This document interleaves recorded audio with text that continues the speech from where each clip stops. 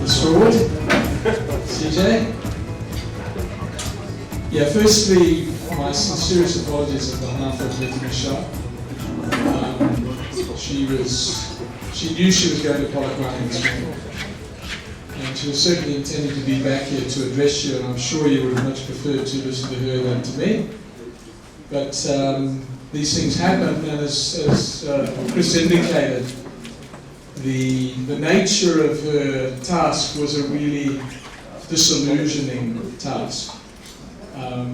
We're busy with a project there to build 494 apartments, and the project was going extremely well, lots of opportunities for local people to participate, and there is a group of folk there that just believe the project is their opportunity to enrich themselves beyond the measure of their contribution.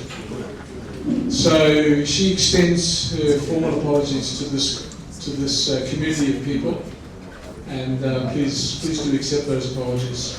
So before I go any further, just acknowledging the leadership of BBCBE, to the President who addressed us, also to Ambassador Ndlovu and family and friends that I see some very familiar faces there.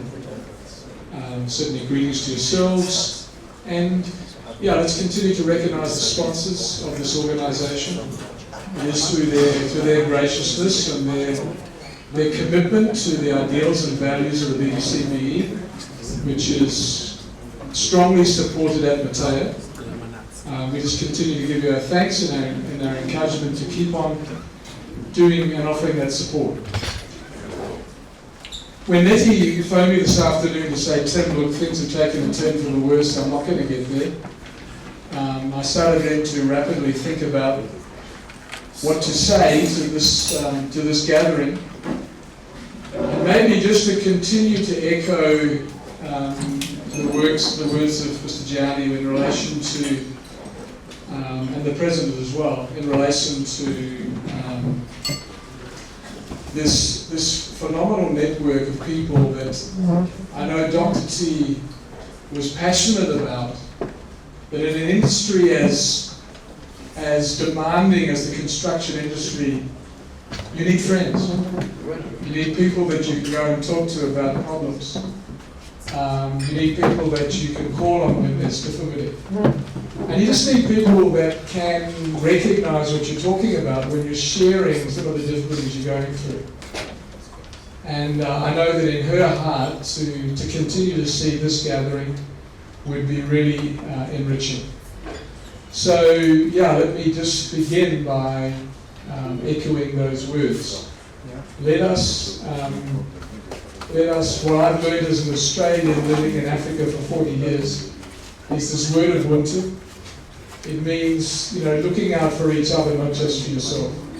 And it means being available to do things that benefit your brother and your sister, not just your own business. And so for Mateo, that's been a reality. We've got involved in things which are far from the world of construction.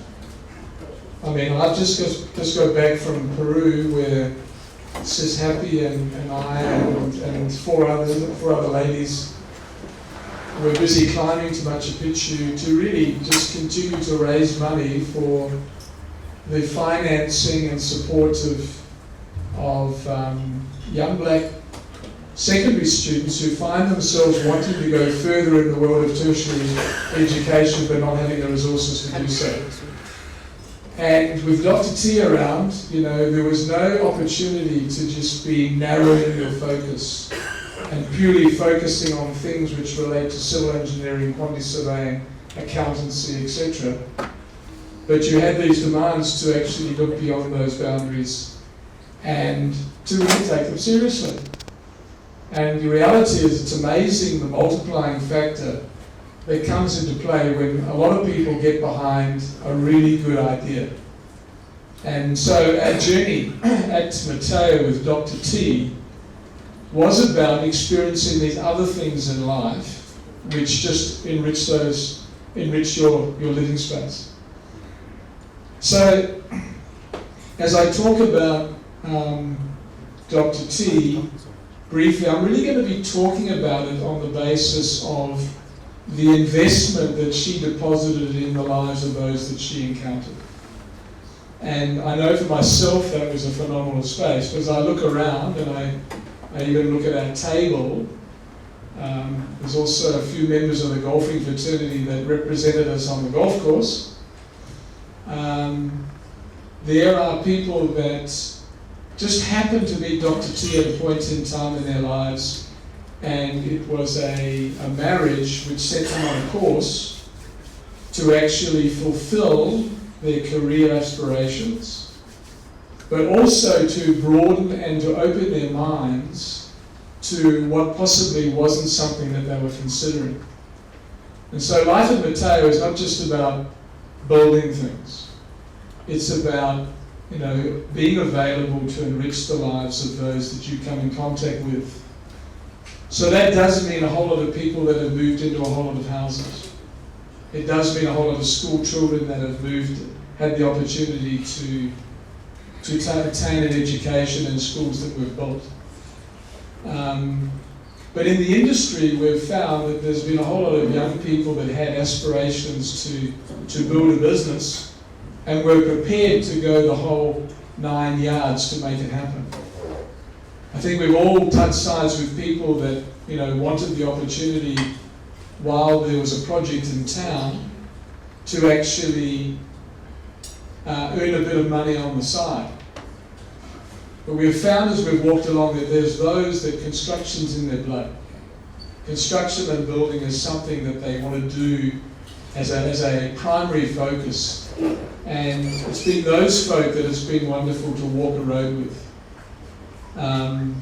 So I think as we talk about Dr. T was about investing in lives. She was about allowing some of her exuberance and vision for things to actually rub off in a very practical and implementable way. So we at Matteo kind of had this running commentary from her as to what's been happening at the BBCBE. And we had the privilege of rubbing shoulders with people like Mr. Moffat King, and Mr. Gianni, and Kili, and others, Mr. Corley. As we touched sides with them, we got a feel for what was happening within this organisation. So what Letty's asked me to do is just to continue to voice both our active and our passive commitment to the organisation. So whether that be financial, but more so whether that be hours spent in the offices of BBCBE, thrashing through what the stalwart mentioned with regards to these invasions. I mean, these are real problems for the industry. And I know that Dr. T, we had a similar situation in a place called Aliwal North, where she spent a full week there just, arm wrestling with people that just didn't understand how things got done, and she had to explain it from the bottom up so that there was a logic change, there was an attitude change, there was an acceptance, and in some cases there were jail sentences where the rule of law actually had to apply for certain people to actually understand what was going to happen. So as I close, it's really just to say that from Letty's desk, there's a commitment to be involved on an active basis. I think she is wondering where she's going to find the time to do everything. But that's the stretching nature of running an organisation like Matteo.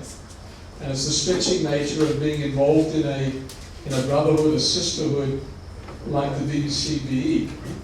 You actually have to give more than just do your day job. And so, as I sit down, I'd just like to extend to this group, again, our formal commitment, to the Secretary, to the President. Let's just say that from a Matteo construction point of view, it's a privilege and it's an honour to be part of this organisation. And it's a privilege to be working side by side with you guys in an industry that's going through significant trauma. And it's not to be denied, it's about focusing and keeping your eye on the ball so that as we walk through these fairly deep waters, we come out the other side stronger for it and able to look back on enjoying some of the success of having invested in times like these.